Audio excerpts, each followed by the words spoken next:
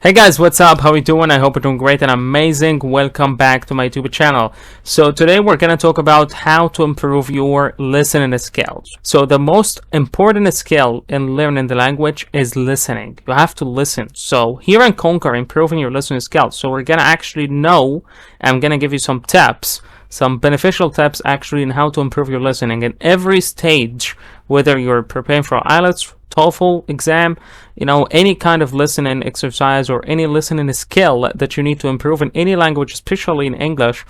And we're here talking about English language, English listening skills. لو انت عندك مشكلة في الليسننج ان شاء الله بإذن الله هنحل المشكلة ديت النهاردة في الفيديو ده. اوكي، وهقول لك على شويه تيبس وحاجات مهمه جدا لازم تشتغل عليهم عشان تحسن من الليسننج سكيلز. اول مهاره اصلا هي الليسننج comes before speaking. يعني قبل ما تبقى a good speaker you have to be a good listener. For all my students who are watching me right now, okay, just who has any problem with listening, okay, and I always like focus with you guys and I tell you have to focus on listening. Okay, listening comes first. Listen a lot, read a lot, okay, and the input skills, and we're gonna talk about speaking and writing as well. So listening, okay, so here are some tips to actually improve listening. Alright, so let's find out what are they. قبل ما اقول لك بقى التبس المهمة جدا جدا ديت، اعمل لايك وسبسكرايب للقناة وشير على قد ما تقدر في كل السوشيال ميديا والبلاتفورمز عشان الفيديو ده يوصل لاكبر عدد من الناس عشان ننشر المحتوى وكله يستفيد. اوكي، في الناس اللي بتحضر ايلتس توفل عندك مشكله في الليسننج عامه، بتسمع وما بتقدرش تستوعب كل الكلام او على الاقل 90% of what you're listening to عشان تقدر ان انت تتكلم وترد على الشخص اللي انت بتسمع منه ده، سواء نيتيف سبيكر سواء مش نيتيف سبيكر. اوكي، على حسب، سواء يعني الاثنين، سواء اي حد بيتكلم انجلش لازم هتفهمه ان شاء الله بعد الفيديو ده. اوكي، so let's get started. The first point we're gonna discuss is listen to English radio and TV. Listen to English video and TV. We're gonna talk about that. Number 2, take notes. ازاي تاخد notes وانت بتسمع. Number 3, listen to English podcast. podcast مهمة جدا جدا جدا guys. في ناس كتير عندها دلوقتي او احنا already في مصر في كذا podcast دلوقتي بتتعمل، والترم ده والمصطلح ده بقى مشهور جدا دلوقتي، فبالتالي تقدر ان انت تسمع English podcast، وهقول لك على كذا English podcast ان شاء الله تسمعوا مستفيد منهم جدا. Practice listening to yourself. ازاي تسمع نفسك هنشوف دلوقتي. Number 5, ask questions. Number 6, listen for keywords. وهنعرف ازاي تطلع الكيوردز يت خطوة بخطوة. So the first one or the first step, listen to English radio and TV. انا مش دعوة بالصور طبعا محطوطة دي ان شاء الله حاططها. طبعا بالنسبة للراديو سيبك من الراديو، خلينا في التي في، وهي المقصود هنا بيها المسلسلات والافلام يعني. اوكي، من اسرع الطرق ومن اهم الطرق اللي انت like you kill two birds with one stone لما بتتفرج على مسلسل او فيلم وبتطلع منه كلمات واكسبريشنز. فانت بتسمع وبتقرا في نفس الوقت وبتيميتيت، فبتعمل كذا حاجه وكذا سكيل وكذا مهاره بتشتغل عليها، مش listening بس. اوكي، فlisten to English radio and TV is very very important and critical. انت تسمع افلام ومسلسلات هتسرع معاك البروسيس بطريقه كبيره جدا، خاصه لو انت في ليفل كبير. لو انت في ليفل عالي ومش لاقي نفسك بتتقدم، فالليفل كيرف عندك خلاص يعني بقى بطيء، فبالتالي لازم هتسمع وتتفرج على افلام ومسلسلات، فهم دول هينفعوك خاصه. وقلنا نتفرج على افلام ومسلسلات من 2018 ل 2022، من اول 2018 وطالع، لان اي حاجه قبل كده قديمه. اوكي، فمش هتلاقي فيها مصطلحات واكسبريشنز مستخدمه دلوقتي، فمن اول 2018 وطالع.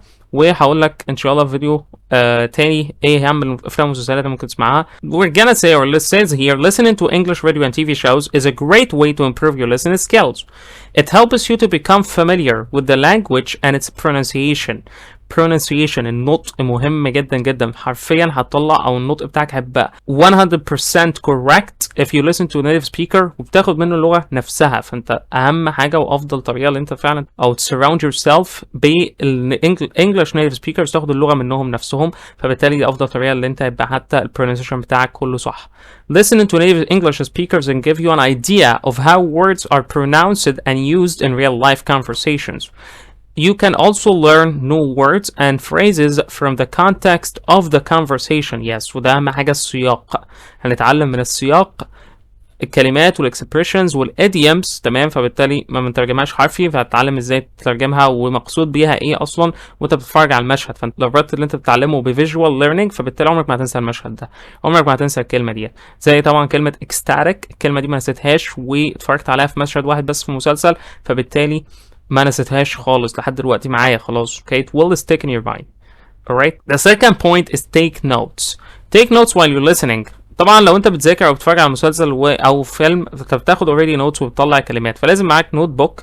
ده اكيد طبعا لاي لانجويج ليرنر لازم يبقى معاه نوت بوك بيكتب فيه كل الاكسبريشنز وكل الكلمات الجديده عشان يرجع لها من وقت للتاني، فعشان ما تنساش حاجه. فبالتالي لو انت ما كتبتش الحاجه ديت هتنساها بعد كده، ف you have to write it down. Taking notes while listening to English can help you to focus and remember important points. ودي اللي انا بدرب عليها للستودنتس بتوعي في listening comprehension. عشان كده بقول لك اسمع وخد نوتس، فبياخدوا نوتس وهم بيسمعوا معايا عشان يقدروا ان انت تجاوب على الاكسرسايز اللي مطلوب منك. خاصة طبعا ده listening ده او الاكسرسايز ده already في الاكزامز، بتشوفه في الاكزام بتاعت الايلتس والتوفل والاي يو بي تي واي اكزام انت هتشوفه في الليسننج. هو كده، هو انت بتسمع وتطلع كي ووردز، بتطلع نوتس.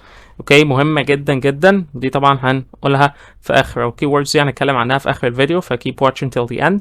You can also use notes to help you remember new words and phrases. Write down key points can help you to review and understand the material better. You're gonna understand the material better, this is for sure. يعني دي حاجه اكيده فعلا، ودي مهمه جدا جدا جدا، وكانوا بيدربونا عليها في الكليه لغات وترجمه في المعمل. ده لو انت برضه طالب في كليه لازم مهم جدا اي لغه بتسمع فبتاخد نوتس. اوكي while you're listening، شوف انت فهمت قد ايه والكمبريهنشن بتاعك قد ايه من الليسننج ده.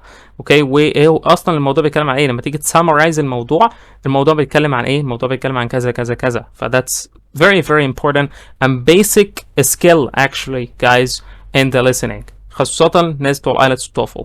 Third point, listen to English podcasts.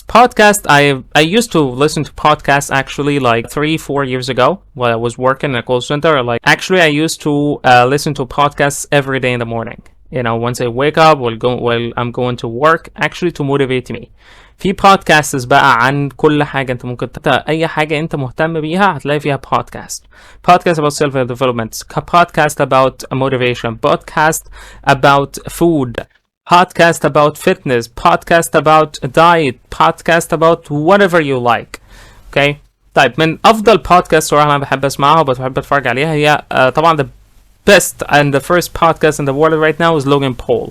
podcast بتاعت Logan Paul ده طبعا البودكاست دي عبارة عن اتنين، انا مش عارف البودكاست اصلا، البودكاست ديت عبارة عن شو كده، هو كان راديو شو الاول، تمام؟ اتنين بيتكلموا عن موضوع معين ما وانت ميال ليه، فبالتالي بتسمعهم فبتستفيد منهم. فالشخص ده بقى اوريدي عمل انجاز في المجال ده، بقى اوريدي وصل، بقى اوريدي نجح في المجال ده، فبالتالي انت بتتعلم منه ومن خبراته.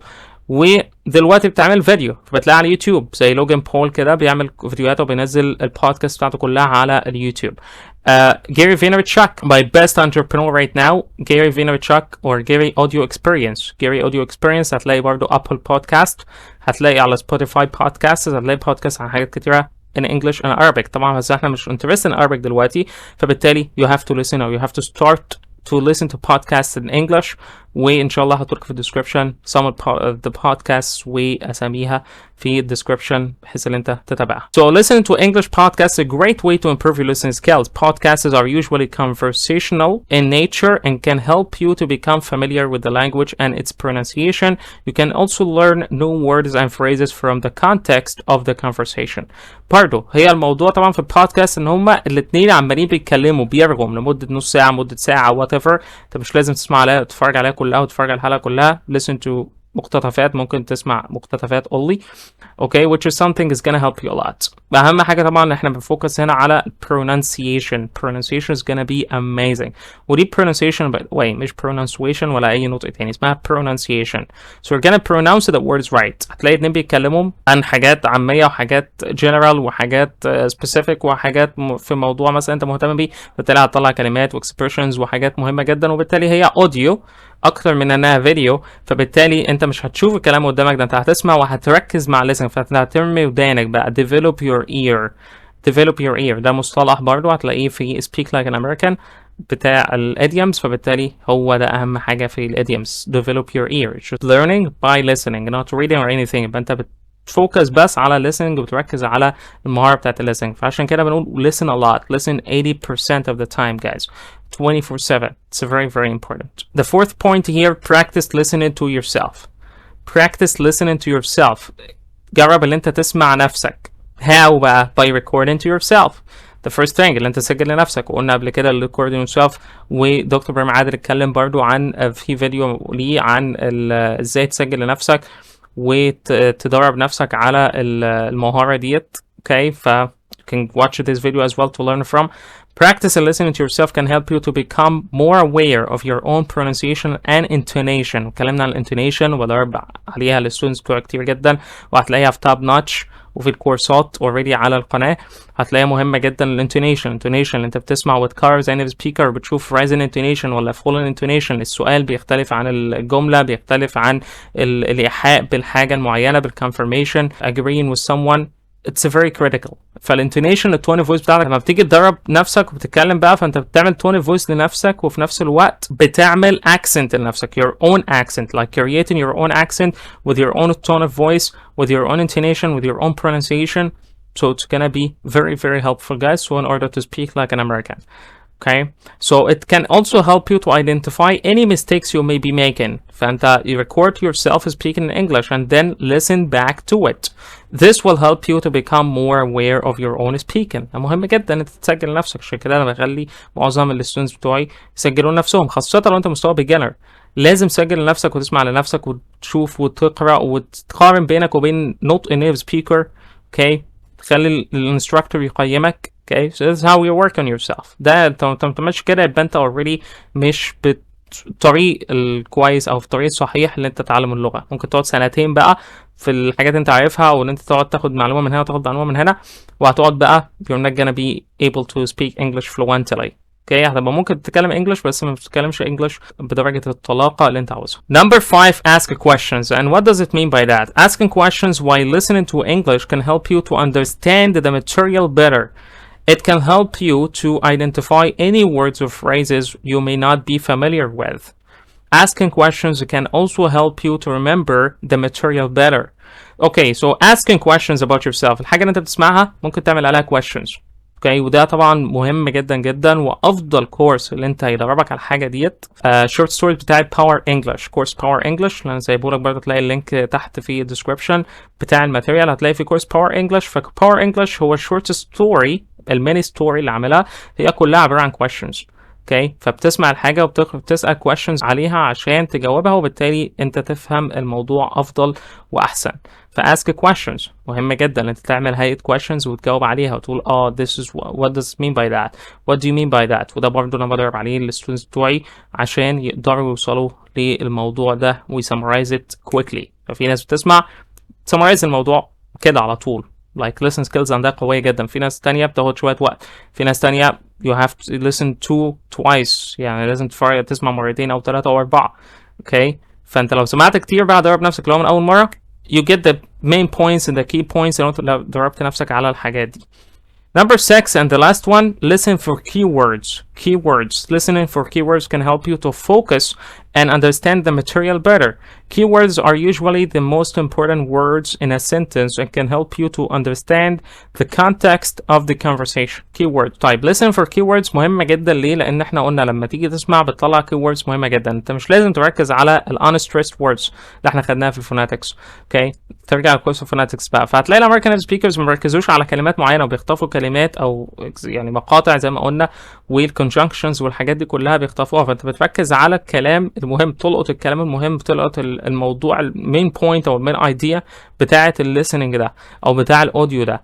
اوكي فبالتالي بتقدر توصل له او توصل لصلب الموضوع وعنوان الموضوع، وبتكون فكره عامه عن الموضوع واللي انت سمعته، فبالتالي تقدر تلخصه كويس جدا. فالكي ووردز مهمه جدا، فانت بتكتب او بتاخد نوتس لما تسمع listening comprehension. فبتاخد الكي بوينتس بتاعت الكلام. هو بيتكلم عن ايه، مش هتكتب كل حاجه طبعا، انت بتكتب كي بوينتس، كي ووردز كده مهمه جدا، انت اهم الكلمات اللي سمعتها. ممكن الكلمه تتكرر مره واثنين وثلاثه في نفس الاوديو، فبالتالي الاوديو بيتكلم عن الموضوع ده، فبالتالي هتعرف تتكلم عنه وتلخصه. فالكي ووردز مهمه جدا، وهي دي اصلا اللي انت بتركز عليها في امتحان الايلتس او التوفل. انت بيبقى عندك وقت معين مرتبط بوقت، اوكي، وبتسمع الحاجه مرتين فقط، اوكي، ليك مرتين انت تسمعه وساعات مره واحده، اوكي. فتجيب ازاي؟ فلازم تبقى عندك كي ووردز كده عاملها، تكتب كي ووردز كده عشان تقدر ان انت تجاوب على الاسئله اللي هتشوفها بعد كده قدامك، تمام، على الاكسرسايز ده. ف these were the 6 points guys that you should focus on عشان تحسن الليسننج بتاعك. فبالتالي لازم تركز على ال6 نقط دول وتعملهم وتمارسهم مع اي listening انت بتسمعه. طبعا هتلاقي الماتيريال دي كلها في الديسكربشن تحت، اللينك بتاع الماتيريال كلها. هتلاقي كورس باور انجلش مهمه جدا، هتلاقي listening comprehension بتاع توب نوتش، كل كتب توب نوتش هتلاقيه مهمه جدا تسمعه.